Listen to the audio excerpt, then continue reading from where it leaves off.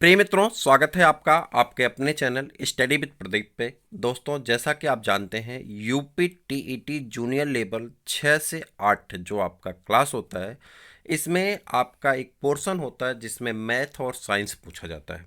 विज्ञान पाठ्यक्रम पे आज हम चर्चा करने वाले हैं। तो विज्ञान के जो आपके 30 प्रश्न पूछे जाते हैं, यानी साइंस का जो आपसे 30 प्रश्न पूछा जाता है, उसके बारे में पूरा सिलेबस उसका देखेंगे। साथ में यह देखेंगे कि यह टॉपिक यानी यह वीडियो, यह इस टॉपिक को हम किस बुक से आसानी से प्राप्त कर सकते हैं उसके बारे में पढ़ेंगे। लास्ट में मैं आपको एक बेस्ट बुक बताऊंगा जिसमें पूरा का पूरा सिलेबस आपको मिल जाएगा। पतली बुक है, छोटी बुक है, आप आसानी से पढ़ भी सकते हैं। तो इसी के साथ हम लोग आगे बढ़ेंगे। सत्य और सटीक हम आपको बताने वाले हैं। सारी चीज़ें यहाँ पे एक क्रम से आपको मिलेंगी। साइंस का पाठ्यक्रम आपका स्टार्ट किया जाएगा, लेकिन उसके लिए कम से कम 500 लोगों का रजिस्ट्रेशन होना चाहिए, जो कि फ्री है। साइंस की क्लासेस आपकी जूनियर लेवल की पूरी तरह से फ्री और हिंदी की क्लासेस दोनों फ्री चलाई जाएंगी, परंतु उसके लिए शर्त यह है कि मिनिमम 500 रजिस्ट्रेशन होना चाहिए, जो कि क्लासेस पूरी तरह से फ्री है। यानी अभी तक मेरे पास रजिस्टर्ड लोगों की संख्या जो हिंदी के लिए है वो 100 प्लस है, यानी 110 या 15 है। उसी तरह से अगर आपके पास 500 लोग हो जाते हैं साइंस के लिए रजिस्टर्ड, तो यह क्लास आपको फ्री में प्रोवाइड की जाएगी। ना सिर्फ आपको क्लास प्रोवाइड की जाएगी, बल्कि इसके साथ आपको नोट्स, प्रैक्टिस पेपर, सब कुछ आपको फ्री में दिया जाएगा। साइंस के अलग अलग तीनों फैकल्टी के द्वारा, फिजिक्स, केमिस्ट्री और बायो के अलग अलग फैकल्टी के द्वारा पूरा कोर्स आपका तैयार कराया जाएगा, जिस कोर्स में आपके एक भी प्रश्न बचने की कोई संभावना नहीं रहेगी। उम्मीद है कि आपके 30 में 30 प्रश्न बड़े आराम से आप यूपी टीटी 2021 में प्राप्त कर सकते हैं। यह प्रश्न यहीं पे नहीं काम करेगा, बल्कि आपके सुपर टेट में भी बहुत लाभ देगा। परंतु रजिस्ट्रेशन कम से कम 500 रजिस्ट्रेशन होना चाहिए, तभी यह क्लासेस स्टार्ट होगी। क्योंकि क्लासेस फ्री हैं, अगर व्यूज नहीं आते हैं तो फिर आप जानते हैं अच्छी तरह से कि यूट्यूब से कोई अर्निंग नहीं होती और किसी टीचर को पेमेंट देना होता है। तो उसके लिए अगर टीचर को हम लाते हैं तो वहाँ हमें पेमेंट देने के लिए कम से कम 500 स्टूडेंट चाहिए जो अच्छी तरह से रजिस्टर्ड हो और क्लास करें। तो आप जल्दी से रजिस्टर्ड हो जाइए, खुद रजिस्टर्ड होइए, अपने दोस्तों को भेजिए। उम्मीद करते हैं कि 1 जून से आपकी क्लास स्टार्ट कर दी जाएगी, अगर सब कुछ सही रहा। जिस हिसाब से कोरोना के पेशेंट डाउन हो रहे हैं, ईश्वर से दुआ करिए कि सब कुछ नॉर्मल हो जाए और 1 जून से आपके साइंस की क्लास स्टार्ट कर दी जाए और हिंदी की क्लास यूपी टीईटी की स्टार्ट कर दी जाए, जिससे सितंबर में होने वाले पेपर जो आपके यूपी टीईटी के हैं उसमें आपको बहुत ज़्यादा लाभ मिल सके। क्लास फ्री है, जल्दी से रजिस्ट्रेशन करवा लीजिए। आप एसएमएस कर दिए, नीचे एक नंबर दिया गया है 8004109989। इस नंबर पे आपको यूपी टीईटी लिख करके साइंस, यूपी टीईटी हिंदी और साइंस लिख करके, आपको चाहे जिसमें हिंदी और साइंस लिख करके आपको एसएमएस करना है। दोनों मिला करके अगर हमारे पास 500 स्टूडेंट हो जाते हैं तो ये क्लास आपकी 1 जून से स्टार्ट हो जाएगी, जो कि फ्री में चलेगी। आपको एक भी पैसा पेड नहीं करना है। रजिस्ट्रेशन के लिए नंबर आपका ओपन है व्हाट्सएप पे 8004109989। आप तुरंत एसएमएस करें और अपने दोस्तों को भी शेयर करें। चलिए आगे बढ़ते हैं, यहाँ पे कुछ देखते हैं। सरकारी रिजल्ट से उठाया गया या आपका सिलेबस है, जहां से आप आराम से इसके पढ़ सकते हैं। सरकारी रिजल्ट से डाउनलोड भी कर सकते हैं और देख भी सकते हैं। बात कर रहे हैं, यहाँ पे देखिए नाम से मिलते जुलते ये तो वहाँ पे रिस्ट्रिक्शन दिया गया है। जो आपको विज्ञान दूसरा पोर्शन होता है, इसमें विज्ञान का पहला पोर्शन इसमें मैथ का होता है। 30 क्वेश्चन आपके मैथ से पूछे जाते हैं और 30 क्वेश्चन आपके विज्ञान से पूछे जाते हैं, आप अच्छी तरह से जानते हैं। 1 मिनट, थोड़ा सा आप ही में से कोई मित्र फ़ोन कर रहे हैं, 1 सेकंड के लिए हम वेट करेंगे आपका। तो अब चलिए यहाँ पे देखते हैं विज्ञान में यदि हम आते हैं तो विज्ञान में जो आपका पहला पोर्शन है विषय वस्तु, अगर हम देखें पाठ्यक्रम, तो दैनिक जीवन में विज्ञान, यानी मानव के दैनिक जीवन में विज्ञान का क्या रोल है। महत्वपूर्ण खोज, महत्व, मानव विज्ञान एवं प्रौद्योगिकी। अब देखिए दैनिक जीवन का विज्ञान एक टॉपिक आप अगर देखेंगे तो उत्तर प्रदेश के ट्रिपल एससी में, यूपी पीएससी में, आपके यूपीएससी एसएसबी में और साथ में आपके यूपी टीटी में भी यह टॉपिक शामिल की गई। यानी यहाँ पे एक जगह कहीं ना कहीं ऐसा लिखा रहता है दैनिक जीवन में उपयोग। ठीक, इसमें पहली टॉपिक है। दैनिक जीवन में उपयोग का मतलब होता है कि प्रेजेंट टाइम में और पास्ट टाइम में आपके जीवन में उसका कितना महत्व रहा है। सपोज करते हैं जैसे आज बहुत सारे परमाणु बम बनाए जा रहे हैं, बहुत सारे वायरस हैं, जैसे कोरोना वायरस है, ऐसा माना जा रहा था अभी कि 850 एक्टिव वायरस भारत में मौजूद है इस समय। या ब्लैक फंगस आया, तो फंगस क्या होते हैं यानी कवक क्या होता है, कवक का लाभ क्या होता है, कवक से हानि क्या होती, कौन सा कवक कहाँ पाया जाता है, कवक से गेहूं में होने वाला रोग कौन सा होता है, कवक से धान में होने वाला रोग कौन सा होता है, कवक से मनुष्य में और पशुओं में होने वाले रोग क्या होते हैं, जिसके बारे में आपसे प्रश्न लगातार पूछा जाता रहा है और इस बार भी पूछा जाएगा। बात यहाँ पे है कि आपसे पूछा जा रहा है दैनिक जीवन में विज्ञान यानी आजकल के दैनिक जीवन में क्या घटित हो रहा है और भूत के दैनिक जीवन में क्या घटित हुआ था, उससे रिलेटेड आपको विज्ञान का प्रश्न बताना है जो आपसे पूछा जाता है।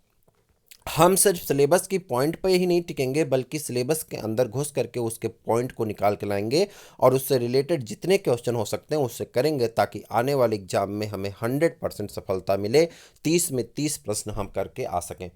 महत्वपूर्ण खोज कौन सी, जैसे मान लेते हैं एक समय ऑक्सीमीटर चल रहा है, ऑक्सीमीटर जो ऑक्सीजन लेवल नाप रहा है, ठीक है, या थर्मोमीटर होता है, ठीक है, उसी तरह से आपका स्फेग्नोमैनोमीटर होता है, उसी अलग अलग प्रकार के यंत्र आते हैं जो बॉडी के रिलेटेड हैं, आपके हीट के लिए हैं, टेम्परेचर के लिए हैं, प्रेशर के लिए हैं, बहुत सारे यंत्र हैं।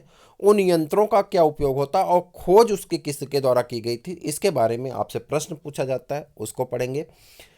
महत्व मानव विज्ञान में प्रौद्योगिकी, मानव और विज्ञान की प्रौद्योगिकी के बारे में पढ़ेंगे, यानी आपके मिसाइल, रॉकेट, इन सब के बारे में भी अध्ययन करेंगे।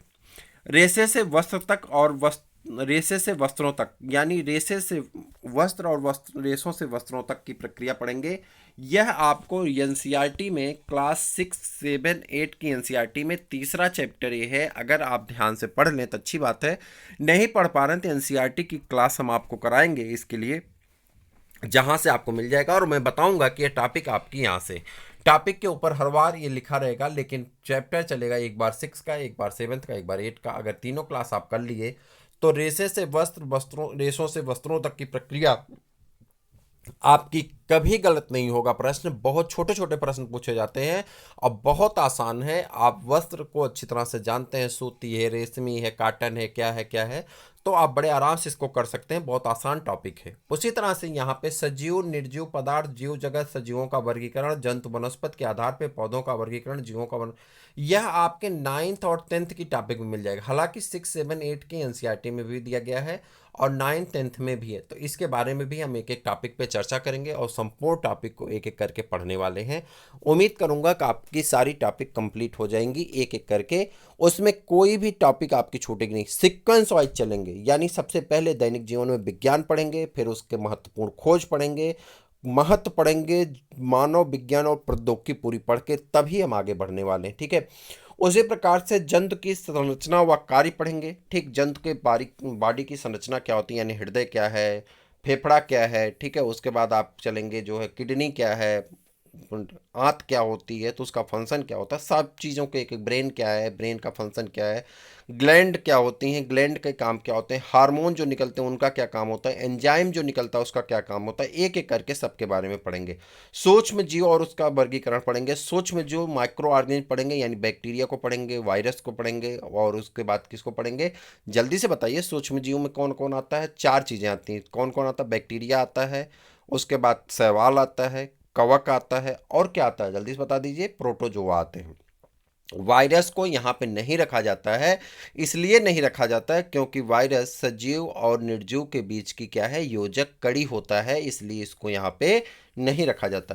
कोशिका से अंग तंत्र का विकास आपके कक्षा 8 में भी यह चैप्टर है, और यह कक्षा 9th में यानी क्लास 9th का पहला बायोलॉजी का पहला चैप्टर है कोशिका, और उसमें फंडामेंटल यूनिट ऑफ लाइफ, उसमें आप पढ़ेंगे तो आपको पूरा कोर्स मिल जाएगा कोशिका से अंग तंत्र का।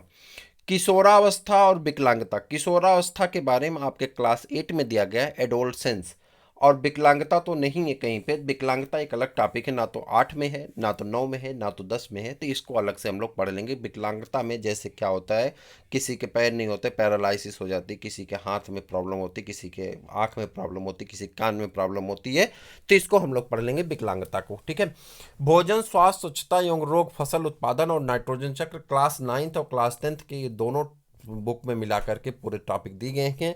इन्हें आपको अलग अलग चैप्टर के माध्यम से आपको पढ़ाया जाएगा। आपको परेशान होने की आवश्यकता नहीं, बस आपको सिर्फ एक काम करना है, रजिस्ट्रेशन करना है, चैनल को सब्सक्राइब करना है, मैसेज करना है, अपने दोस्त को शेयर करना, बस। बाकी सारी चीज़ें हमारे ऊपर छोड़ दीजिए, आपका कोर्स एक भी नहीं छूटेगा। जंतुओं में पोषण यानी स्वपोषी, पर जंतुओं में पोषण यानी पर पोषण आप पढ़ेंगे। इसमें 3 प्रकार होते हैं, होलोजोइक, सेप्रोफाइटिक और होलोजोइक होता है, सेप्रोफाइटिक होता है, पैरासाइटिक होता है। तीनों के बारे में पढ़ेंगे। पौधों में पोषण यानी पौधों में पोषण, स्वपोषण के बारे में पढ़ेंगे। ठीक है, इसमें आपसे कई बार पूछा जाता है कौन सा ऐसा पौधा है जो इंसेक्ट खाता है, कौन सा ऐसा पौधा है जो क्या कहते हैं नाइट्रोजन की पूर्ति के लिए इंसेक्ट खाता है। ऐसे ऐसे प्रश्न पूछे जाते हैं, तो उसको पढ़ेंगे। ठीक है, वीनस फ्लाई ट्रैप नामक पौधा है जो इंसेक्ट को खा करके अपने भोजन को, न्यूट्रिएंट की पूर्ति करता है, जिसे हम लोग हेट्रोट्रॉप के अंतर्गत भी कभी कभी रखते हैं। क्या अंतर होता है, क्या लाभ होता है, सब कुछ बताएंगे, परेशान होने की आवश्यकता नहीं। जनन पढ़ेंगे। जनन क्या होता है, 2 प्रकार का होता है, अलैंगिक जनन और लैंगिक जनन। किस जीव में कौन सा जनन होता है, इसके बारे में भी प्रश्न पूछा जाता है, पढ़ेंगे। लाभदायक पौधे पढ़ेंगे, जैसे तुलसी है, पीपल है, नीम है। और उसके बाद आपका क्या कहते हैं, इस समय एक पौधा और आ गया, एलोवेरा है। एक समय पौधा एक और आया है जिसको सब लोग कोरोना के लिए पी रहे हैं। ठीक है, पपीता भी पढ़ना है, आपके कोर्स में है। ठीक है, इन सबको पढ़ेंगे। लाभदायक पौधों के बारे में 5-7 पौधे ऐसे हैं जिनको पढ़ लेंगे तो आपका काम बड़े आराम से हो जाएगा, उससे ज़्यादा प्रश्न नहीं पूछा जाता है। मापन पढ़ेंगे, विद्युत धारा, चुंबकत्व, गति, बल और यंत्र पढ़ेंगे, आसान टॉपिक्स हैं। ऊर्जा पढ़ेंगे, कंप्यूटर, ध्वनि, स्थिर विद्युत, प्रकाश और प्रकाश तंत्र, वायु गुण, संगठन, आवश्यकता, उपयोगिता, ओजोन परत, हरित गृह प्रभाव। ये तो विज्ञान, जीव विज्ञान, वनस्पति जीव विज्ञान और भौतिक विज्ञान, रसायन विज्ञान, तीनों की टॉपिक है, पढ़ेंगे। जल, आवश्यकता, उपयोगिता, स्रोत, गुण, प्रदूषण, जल संरक्षण पढ़ेंगे। ठीक है, पदार्थ, पदार्थों के समूह, पदार्थ, पदार्थों के समूह। उसके बाद पदार्थों का पृथक्करण, पदार्थ की संरचना एवं प्रकृति, पास पड़ोस में होने वाले परिवर्तन, भौतिक और रासायनिक परिवर्तन, क्लास 10th में दिया गया टॉपिक है, इसको पढ़ेंगे। अम्ल, क्षार, लवण पढ़ेंगे। उष्मा एवं ताप पढ़ेंगे। मानव निर्मित वस्तुएं, प्लास्टिक, कांच, साबुन, मृत्तिका पढ़ेंगे। खनिज एवं धातु पढ़ेंगे। कार्बन एवं उसके यौगिक पढ़ेंगे। ऊर्जा के वैकल्पिक स्रोत पढ़ेंगे। अध्यापन संबंधी मुद्दे, विज्ञान की प्रकृति और रचना पढ़ेंगे। प्राकृतिक विज्ञान, लक्ष्य और उद्देश्य पढ़ेंगे। उसके बाद विज्ञान को समझना और उसकी सराहना करना। दृष्टिकोण, एकीकृत दृष्टिकोण पढ़ेंगे। ठीक है, तो ये मूल्यांकन, समस्या, उपचारात्मक शिक्षण, ये सभी के बारे में एक एक करके पढ़ने वाले हैं। यानी पूरी टॉपिक को कवर करने के लिए आपको कम से कम 90 दिन लग जाएंगे। और अगर जून से क्लास स्टार्ट होती, जून, जुलाई, अगस्त, सितंबर में उम्मीद की जा रही है कि आपका पेपर होगा, तो हमारे पास 90 दिन बड़े आराम से हैं।